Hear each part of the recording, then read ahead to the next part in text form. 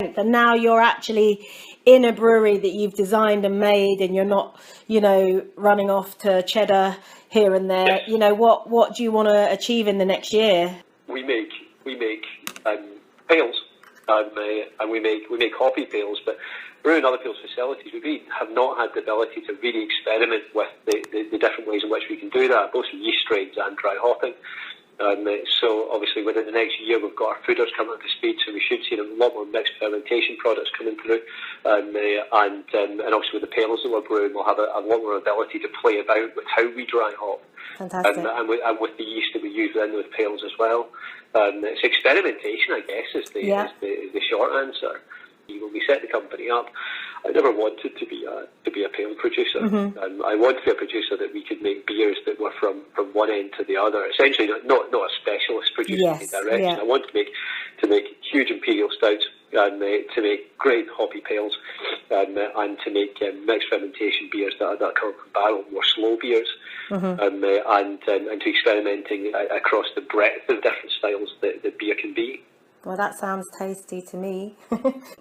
I mean, brewing's often, the right balance of science, physicality, and that little bit of sort of creative magic on top. Yes. The brew day was very good fun. It was, Bates was just a superstar to have around. He got his hands dirty. He got involved. I mean, he was genuinely he was a part of the brew day, which is not always the case in collaboration days. No. And obviously then it ran on to the Bristol Craft Beer Festival.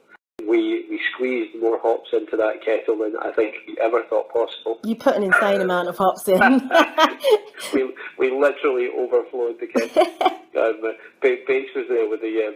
and he's not used to whole leaf either. He's like, what? he was patting the things down, trying to squeeze them in there. It was crazy. And I'm really, really excited about it. And honestly, from a launch perspective, I think we're going to do a couple of things in our bars.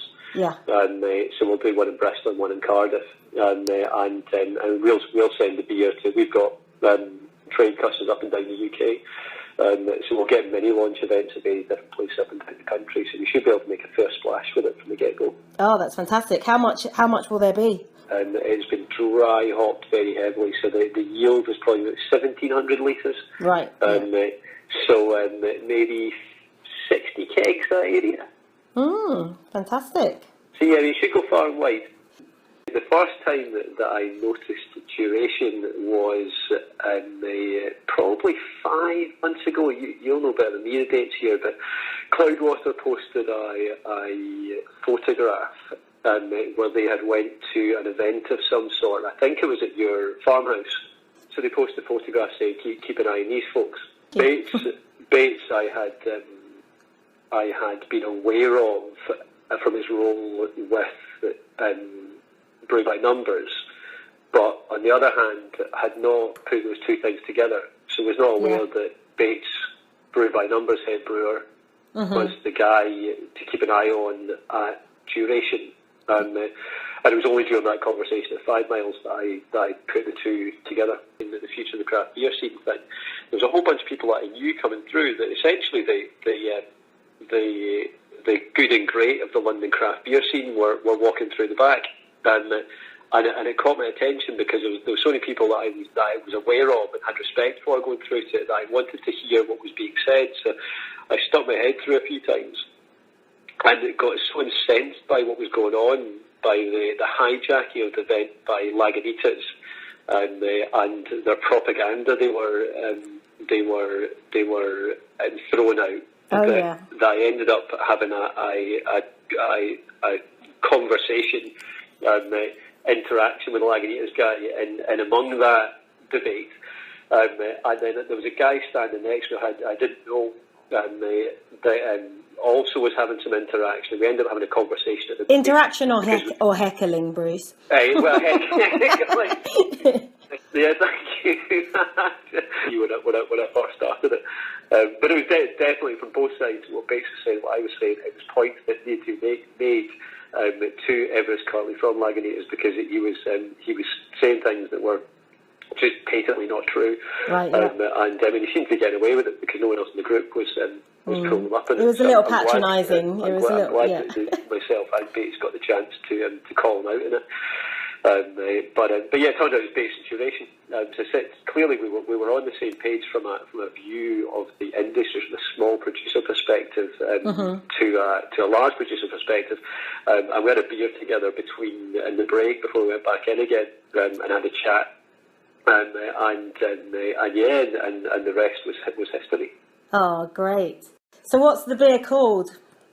Well, the beer's called Strategic Partnership, which was based as part of suggestion off the back of the fact that the heckling all came from Lagunitas' term of their sellout to Heineken being not a sellout at all, but a strategic partnership.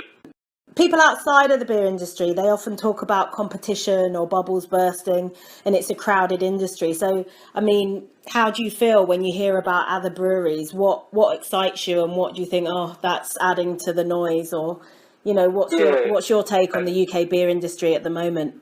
Yeah, I think it's such a fast moving industry with so many new producers opening literally every single week that it genuinely takes some heritage, some pedigree, to really catch my attention. Right. We get emails as wholesalers. We get emails from probably 5 different people every single week asking us to wholesale the beer in the southwest. And genuinely, as rude as it sounds, I don't even respond to most of them anymore, and I feel really, really rude when I don't do it. But if I spent my time responding to every single incoming email, I would do nothing but say no to people.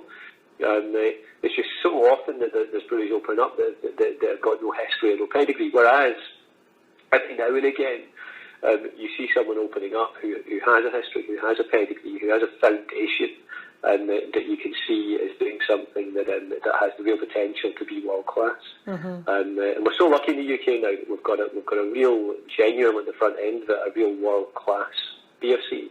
There's people really pushing the boundaries, aren't there? Has the possibility to be world class to catch your attention. And certainly when you look at Brew by numbers throughout the time that Bates was there, and look at the transition of their beers throughout that period, I think there's a proven track record very recently in Bates' abilities to produce and create world class beer. I think given the platform that you guys are creating for yourself, I see no reason why Duration won't be world class and a real beacon for the UK craft beer scene around about the world.